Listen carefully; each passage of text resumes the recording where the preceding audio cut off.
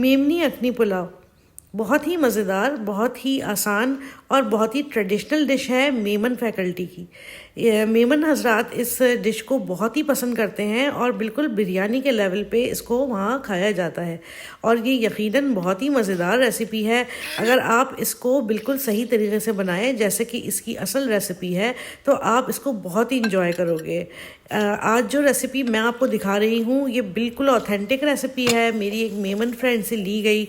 और ये डबल मसाला अखनी पुलाव की रेसिपी है जिसमें डबल मसाला डाला जाता है।